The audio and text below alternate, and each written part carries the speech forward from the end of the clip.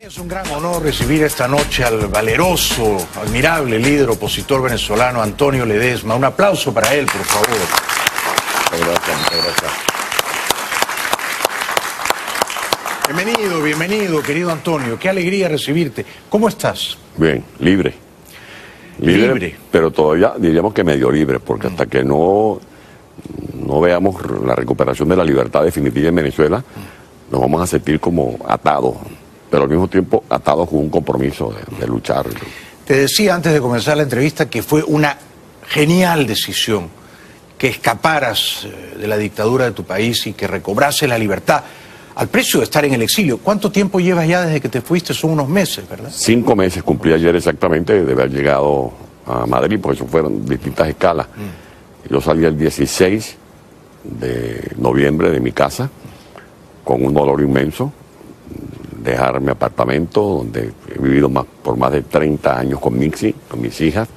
¿En ese mismo departamento vivieron más de 30 años? En ese mismo, ahí estaba yo antes de ser gobernador, antes de ser alcalde, antes de ser senador, antes de ser diputado. Así debería ser. Ojalá hubiera más políticos que tienen un departamento y en ese departamento se quedan. Y cuando salen del poder, a ese departamento regresan. Así es. Pero bueno, creo que era el instinto de preservación. Claro. Uno cuando cae preso, hay que decirlo, instintivamente piensa en la libertad. La noche que me llevaron el helicoide, después cuando me encerraron en Ramo Verde junto con Daniel y con Leopoldo López, uno siempre pensaba en la libertad. Y caminábamos midiendo cuántos pasos había de la pared al otro extremo del sitio donde nos llevaban a hacer llamadas telefónicas, cuando nos permitían unos minutos para hacer llamadas telefónicas, o la cancha deportiva donde podíamos caminar 1 hora y hacer algún tipo de ejercicio. Uno siempre piensa en la libertad, pero lo que me convenció de que era necesario ser libre fue que yo no podía seguir callado. Y cuando me atreví a hablar, yo sé que tú pasaste ese video que envié el 31 de julio en este programa, condenando el fraude de la constituyente y haciendo también una suerte de autocrítica a la conducción del liderazgo de la oposición. Fue muy valiente que hicieras eso, muy valiente. Sí, era una obligación. Yo sentí una obligación moral, corriendo todos los riesgos, lo habíamos conversado, sabíamos que podía venir ese manotazo del régimen, como en efecto ocurrió en la madrugada del 1 de agosto, me llevaron otra vez a Ramo Verde, y luego teníamos la información de fuentes confiables que hizo el gobierno, también el régimen, hizo un ensayo para ver qué tiempo les tardaba sacarme del apartamento, porque el plan era secuestrarme y atribuirle el secuestro, después de desaparecerme, a un comando paramilitar colombiano. Sobre todo iban a querer vincular al presidente Uribe. O sea, el plan era matarte. Desaparecerme. Ese era el plan. Y atribuírselo a un comando por la posición de no reconocer la constituyente, por la posición de insistir en que no había que ir a las elecciones regionales, a las elecciones municipales, y por supuesto nuestra posición crítica siempre con esta parodia del diálogo de Dominicana. ¿Y tu decisión de escapar, de recuperar la libertad, obedeció en parte a que te enteraste de ese plan para matarte, para darte de baja? Eso influyó en mí de manera determinante, pero al mismo tiempo es que me sentía como asfixiado. No poder decir las cosas, simplemente hasta ese momento lo hacía a través de la voz de Mixi. Habían documentos que entregábamos de manera privada a los compañeros de la dirección de la unidad, donde hacíamos nuestros cuestionamientos y nuestras observaciones a la manera como Qué gran papel hizo Mixi, una primera dama de lujo en el exilio. Un aplauso para ella, por favor. Un gran papel. ¿Cuál ha sido el día más feliz de estos 5 meses en libertad, Antonio? Bueno, el nacimiento de mi nieto. Se llama Antonio. Ah, se llama Antonio. Se llama Antonio. Mañana cumple 1 mes. Ah, qué lindo. Yo no voy a decir que es el niño más hermoso del mundo, que realmente sí lo es. ¿Dónde nació? Nació en Madrid. Mi hija está viviendo en Madrid. Va a ser venezolano, madrileño y argentino, porque su pareja es de origen argentino. Enhorabuena. Sí. Mucha felicidad. ¿Tú te imaginas cuando Antonito le diga a la abuela: abuela, ¿vos queréis algo? ¿Y eres abuelo por primera vez o...? No, ya tengo... ¿Ya tenías otros nietos? Tengo a César Antonio, tengo a Ernesto Raúl, tengo a Nicolás, tengo a Oriana, tengo a Ernesto Andrés, tengo a Camila, tengo a Vanessa, tengo a Isabel, tengo a Jorge. ¿Todos ellos son nietos tuyos? Nietos, los de Mixi, los míos y los de los dos. Pero son una familia numerosísima. Sí, sí, sí. Qué lindo. Y nada más hermoso que la familia. Yo creo que si algo tenemos que hacer los venezolanos de ahora en adelante es más familia, pero no solamente en el número, sino familia en lo que significa lo que aprendimos nosotros de niños. La familia como la base fundamental de la sociedad venezolana. Recuperar los valores, los principios, porque el gran daño que estos bárbaros le han hecho a Venezuela es sobre todo moral. Yo estoy seguro que las carreteras las vamos a recuperar con asfalto, los hospitales con cabillas, con medicamentos, recuperaremos las plantas físicas de las escuelas, los laboratorios, vamos a recuperar nuestra industria petrolera, vamos a producir, a explotar el gas como Dios manda, vamos a tener una pujante industria agropecuaria, vamos a hacer reformas fiscales, vamos a hacer reformas comerciales. Para eso hay planes, pero el gran reto va a ser reconstruir el tejido moral de Venezuela. El facilismo, la robadera, que tengamos gobernantes que de verdad le rindan cuentas al pueblo, no estos zánganos que han saqueado a los venezolanos y que además nos avergüenzan de estar metidos en tráfico de droga. Yo le decía al vicepresidente Mike Pence que esto lo pudiéramos resolver simplemente con una brigada de la DEA. Una brigada antinarcótico de la DEA, que haga una redada en Venezuela, se trae medio gabinete, entre ellos Maduro, y resolvemos el problema de la narcotiranía venezolana. Me encantó, un aplauso para Antonio, me encantó esa frase. Pero luego le dijiste a Pence también algo que me dejó impresionado por el tamaño de la cifra. Le dijiste, Venezuela es el único país del mundo que paga para que un ejército la invada. Hay 30.000 cubanos. Yo pensé que eran 6.000. Hay 30.000 cubanos sembrados ahí haciendo operaciones de inteligencia en contra de la libertad y de la democracia, ¿verdad? ¿Son tantos los cubanos ahí, Antonio? Yo creo que tantos o más. O más. Increíble. Y si me piden prueba, solo basta volver a poner el video que tú acabas de colocar de Maduro. Sí, claro. Diciendo que va a rendirle cuentas como virrey, como procónsul, al nuevo rey de Cuba, porque nosotros somos el único régimen, Venezuela, que le paga a un gobierno extranjero para que nos invada. Esto es increíble. Esto es insólito. Yo he dicho que la batalla que ganó el libertador Simón Bolívar en Carabobo, la perdimos en La Habana, y que los huesos del libertador deben estar crujiendo en su sepulcro, que también fue profanado por estos señores cuando se metieron allá en el Panteón Nacional, de ver cómo la independencia que él forjó para Venezuela y para el continente, porque esa es una de las grandes virtudes del libertador Simón Bolívar, que él fue a Bolivia, que lleva su nombre, pero no colonizó a Bolivia, él no colonizó al Perú, los hizo libres y regresó a Venezuela y murió en Colombia. Estos señores han permitido que se esté soslayando la libertad, la soberanía venezolana. Y me dice que son más de 30.000. Los militares que me ayudaron a mí a la fuga, 2 militares activos. Además de que uno de ellos me dijo, es que yo no soportaba más la mirada de mi hija. Una vez su hija él le dijo a su hija, ¿por qué no me pediste la bendición? Papá, ¿por qué? Tú me estás avergonzando con tu conducta. Qué tremendo, ¿no? La mirada de una hija. La mirada de una hija. Tremendo. Y me lo dijo conmovido. Sí. Conmovido. Sí. Y por eso te ayudó. Y el tema de estos militares, entonces le decía, pero usted no, ¿por qué ustedes no responden? Es que nos sentimos vigilados. Y otro me contó una anécdota, que fue al gimnasio después de hacer ejercicio, y se le acercó un mayor, y le hizo los saludos de rigor. Permiso para hablar con usted, mi coronel. Dígame, coronel, lo que estamos ganando no nos alcanza ni siquiera para comer. Y el coronel le dijo, yo no vengo aquí a hablar de esos temas, mayor. Entonces me dice, bueno, es que yo no sé si ese mayor es un enviado del G2 cubano. Claro. Que te está tanteando para ver cómo estamos pensando los oficiales de la Fuerza Armada. Vigilados, espiados todo el tiempo, todo el tiempo. Así es. Pero también, así como están los espías, te voy a decir algo esta noche y lo quiero compartir con la audiencia del mundo que ve este programa. Hay un hecho cierto, que es que el hambre llegó a los cuarteles. Y no hay nada más subversivo que el hambre. Eso es lo que tumba gobiernos. Esa es la rebelión. Y no es la rebelión que estamos pidiendo para que se conviertan en lanzas de la oposición Nosotros le estamos diciendo a los oficiales de lo que queda de la Fuerza Armada Nacional que se cuadren es con la Constitución, que no se le sigan poniendo firme a un narcotraficante, a un violador de los derechos humanos, a alguien que ha sometido a la hambruna más feroz al pueblo venezolano, a alguien que es responsable de que hoy mueran niños en Venezuela y que estén muriendo por desnutrición, que hoy en Venezuela haya seres humanos que se acuestan con hambre porque no tienen cómo comprar la comida. Militares de Venezuela, háganle un desagravio a nuestro país, a ese pueblo.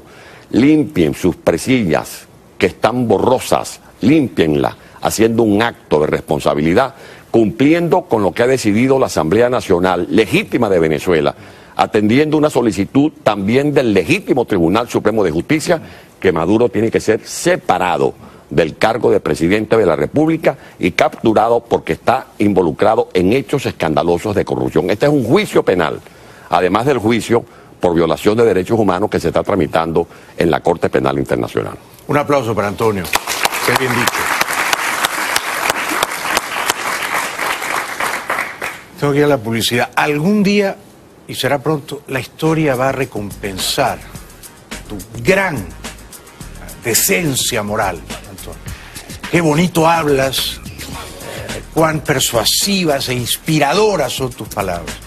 Los venezolanos necesitan de líderes como tú. Quédate con nosotros hasta el final de la pausa, por favor. Seguro. No llevas apuro, ¿no? No hay apuro. El apuro por salir de la dictadura, sí. Regresamos con Antonio después de la pausa.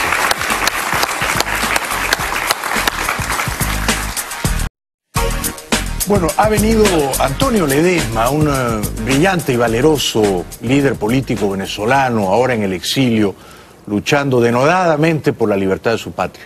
Y han venido muchísimos venezolanos acompañándolo. Antonio, ¿cómo reaccionó Mike Pence en Lima ante todo lo que le dijiste? ¿Le pediste algo? ¿Quedaron en algo concreto? Mucha atención, algunos gestos como aprobatorios, con su movimiento de la cabeza, instrucciones a su cuerpo de asistentes de que tomaran nota de los puntos que pusimos. Vale la pena, Jaime, destacar que esto es un gesto de preocupación por lo que está pasando en Venezuela. Sí. Y de la amenaza que representa el régimen que nos desgobierna para el hemisferio. Porque no es un favor que estamos pidiendo para Venezuela. Lo que está en Venezuela es un régimen que protege al narcotráfico. A Europa llega, de la cocaína que llega a Europa, el 60% sale de territorio nacional. Tanta, 60%. En Venezuela, tú preguntas aquí en Miami o en cualquier parte, yo vengo de Costa Rica, de Panamá, estuve en Perú, en Chile, venezolanos que no tienen pasaporte, que no tienen cédula de identidad. Uno de los planteamientos que le hice al presidente Varela, en el Palacio de las Garzas, en la conversación que sostuvimos, entre otras cosas, además del tema político de Venezuela, es que hay venezolanos que no pueden tramitar el permiso de trabajo porque tienen el documento nacional vencido. Ahora, no es por negligente, es que le niegan el pasaporte. Pero resulta que a los venezolanos les niegan el pasaporte, les niegan la cédula de identidad, pero el régimen de Maduro le entrega pasaportes a terroristas, que son esos lobos solitarios que ponen en riesgo la paz y la gobernabilidad del mundo. Ahora, ¿qué le planteamos directamente al señor Pence? Sí. Bueno, solidaridad efectiva. El tema de Venezuela, cuando una gente se alarma, porque uno plantea la intervención humanitaria con todas sus implicaciones, que el tema militar, que nosotros estamos invadidos por los militares. Y hoy que estamos hablando, hoy es 19 de abril, que fue el nacimiento de Venezuela. Venezuela nació no en un cuartel, Venezuela nació en una plaza pública. Y cuando cae la Primera República es que entonces actúan los ejércitos venezolanos. Pero hago esta cita porque antes del 19 de abril fue a Londres Simón Bolívar, agarraron la corbeta Wellington, Simón Bolívar, Andrés Bello, López Méndez, a hablar con Francisco de Miranda y a diligenciar el apoyo de la comunidad internacional para que Venezuela conquistara su libertad, su soberanía. Y entonces fue injerencista Bolívar cuando fue a Perú. Fue injerencista Bolívar cuando desarrolló la batalla de Boyacá y la batalla de Pichincha. Fue injerencista Antonio José de Sucre cuando dirigió la batalla de Ayacucho. ¿Por qué los ecuatorianos adoran a Antonio José de Sucre? Porque fue a sembrar libertad. Nosotros no es que estamos pidiendo que el mundo haga el trabajo por nosotros. Venezuela ha dado todo lo que tiene que dar. Los jóvenes han muerto. Dibujaron con su sangre el mapa sentimental de Venezuela. Les abrieron, les partieron el pecho a bombazo. Lo hicieron por órdenes de Maduro. Nuestros abuelos se lanzaron al río Guaire, que no era el río no era el Jordán, ni el río que atraviesa a Budapest. Nuestros trabajadores, nuestros técnicos de petróleo de Venezuela perdieron sus empleos. Nuestros marines mercantes, nuestros agricultores. No nos podemos olvidar de Franklin Brito. No nos podemos olvidar de los que están presos, como Leopoldo, como Daniel, como Loren Saleh, como Vilcan Fernández, como el general Baduel, como los militares que están acusados de traición a la patria simplemente porque quieren honrar la memoria del libertador Simón Bolívar liberando a Venezuela de estos bandidos. Por lo tanto, yo invoco en nombre del pueblo de Venezuela que se active el principio de la intervención o de la injerencia humanitaria para rescatar al pueblo de Venezuela que está secuestrado por una mafia. Esa intervención, esa injerencia humanitaria que tú pides con tanta bravura y de la que le hablaste al vicepresidente Pence, ¿implica necesariamente el uso de la fuerza militar? Pero si esta gente no dejan ni siquiera pasar un paquete de pañales, no dejan llegar un fardo de medicina.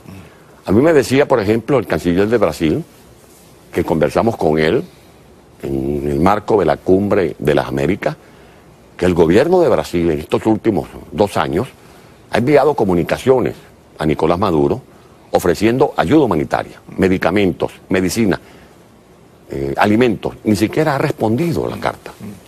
Y cuando se le dice que el pueblo de Venezuela está padeciendo de hambre, y le dicen, mire, fíjese usted que la pérdida de talla hace unos meses era de 8 kilos, ahorita es de 11 kilos promedio.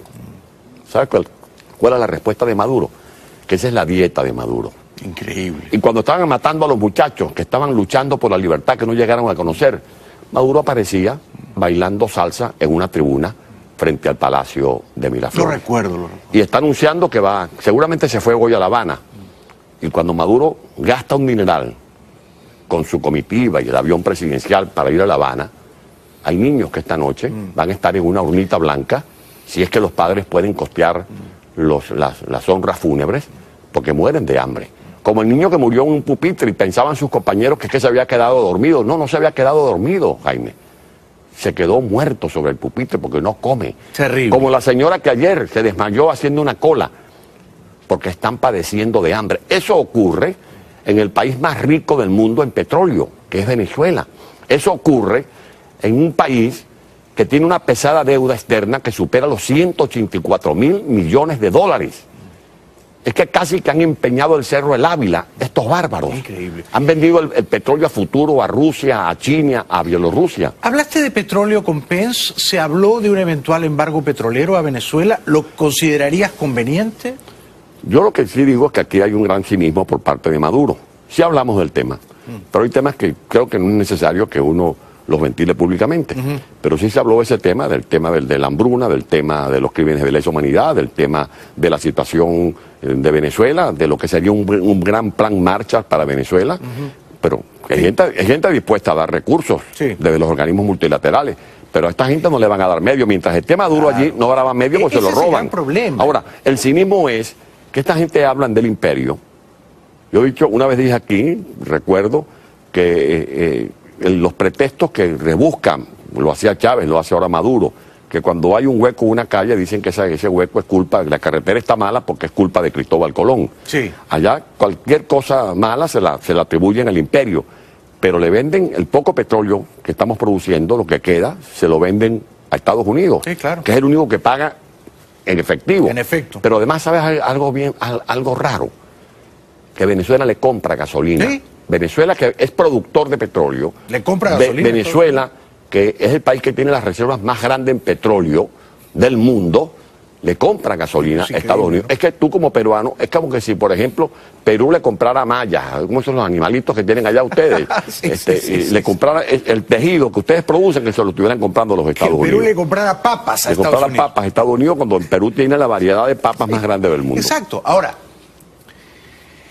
este es un gran problema, porque yo sí creo que si Estados Unidos deja de comprarle petróleo, el petróleo que Estados Unidos le compra a Maduro representa más o menos, Antonio, 40 millones de dólares diarios.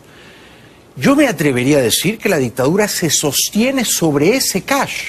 Maduro paga a los generales, coroneles corruptos con ese dinero. Entonces, creo que esa es una carta que todavía no se ha jugado, ¿no? Nosotros colocamos una carta en el documento que consignamos en Perú a los jefes de Estado reunidos en Lima los días 13 y 14 de este mes de abril. Sí. Y es como un prolegómeno para llegar a lo que tú estás planteando, que es que los dineros que produce el petróleo se coloquen en un fondo, que no se permita que lleguen a las manos de Nicolás Maduro. Eso sería formidable. Porque esos dineros los están usando para manipular al pueblo de Venezuela. Claro, claro. En Venezuela se está cometiendo un apartheid político, porque a la gente que no tiene un carné le niegan la cajita de comida. Estos que ofrecieron el hombre nuevo, en ese discurso plagado de anacronismos, de recetas decimonónicas, de ofrecerle al pueblo el cielo y sacarlos de la pobreza, y ahora ha hundido a todo el pueblo en la pobreza, porque el 87% de la población está en condiciones de pobreza y el 61% en una situación de pobreza crítica. Al que no tenga el carnet de la patria le niegan la bolsa de comida. O sea, que eso es una tortura estomacal. Increíble. Lo que están aplicándole a la gente en Venezuela. Pregunta antes de ir a la publicidad. ¿Qué crees que va a ocurrir el 20 de mayo? Digamos, lo más previsible es que la dictadura se adjudique de manera grosera, tramposa, un triunfo, y un triunfo holgado. Hay algunas voces por allí que dicen que no, que puede ocurrir que Falcón sea un caballo de Troya y que la dictadura sorprenda al mundo, y quizá al propio Maduro, anunciando que Falcón ha ganado y que por lo tanto la oposición llega al poder, cuando es bien sabido que Falcón es uno de los suyos. ¿Qué crees tú que va a ocurrir, Antonio? Bueno, yo creo que este último guión es propio para Disney World. No va a ocurrir. Pero no para Venezuela, no. Maduro necesita unas migajas de legitimidad y necesita un trompo servidor. Y por eso han venido acosando a Falcón, no desde ahora, sino desde el año 2013. Y lo que quieren es justificar el manotazo en un país donde los resultados ya están anticipados. El gobernador Falcón fue un gobernador que tuvo una gestión sobresaliente. No hay que criticar a Falcón porque haya sido del chavismo, porque en Venezuela más de la mitad de la población fue una vez chavista y muchos votaron por Maduro. Sí, sí. En una democracia la gente tiene derecho a rectificar. Correcto. Esa es la oportunidad que le dan a los peruanos o que le daban antes a los venezolanos. Si tú Todos votas, nos hemos equivocado alguna vez. La democracia no te da un certificado de que el presidente lo va a hacer bien. Exacto. Lo que sí te da es la oportunidad de esperarlo en la bajadita. Que tú le digas al político, le digas al gobernante, bueno, no lo hiciste bien, ahora te repruebo. Pues bien, Falcón fue un gobernador sobresaliente en su estado Lara. También lo fue como alcalde. En las últimas elecciones, antes del 15 de abril, de esas elecciones fraudulentas a gobernadores, todas las encuestas indicaban 3 o 4 días antes que Falcón tenía más de 22 puntos de ventaja en las encuestas sí, más acreditadas en Venezuela. Sí. Y 4 días después, perdió con una señora que tiene el rango de almirante, que si tú me das a mí un peñero, un barquito de esos que usan en Perú o en Margarita, sí, en Venezuela, para hacer pesca, y a ella le dan 2 fragatas, yo la derroto en una batalla naval. Entonces esa señora apareció ganándole a Falcón las elecciones, eso no lo cree nadie. Sí, sí. Entonces si Falcón no pudo ganar las elecciones en su estado, donde hay una impronta de su obra de gobierno, ¿cómo va a ganar a nivel nacional?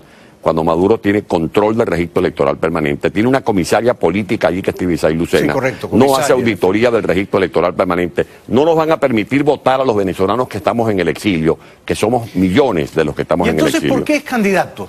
¿Es víctima de una extorsión, de un chantaje de la dictadura? Yo creo que allí hay un plan en el que está involucrado el señor Zapatero, que ha sido el que hizo todo este tejido del fraude que se hizo en República Dominicana, de la gran traición que se le hizo, de la gran estafa que se le hizo al pueblo de Venezuela, de crear una oposición que es como que si tú y yo fuéramos una sastrería a mandarnos a hacer un traje a la medida. Sí. Entonces Maduro necesita una oposición que se acomode a sus intereses y luego anunciar una suerte de gobierno de unidad nacional a partir del 20 de mayo, incorporando a supuestos dirigentes de la oposición. Yo quiero decir que el pueblo de Venezuela no considera voceros de la oposición a quienes bailan la partitura que impone el régimen.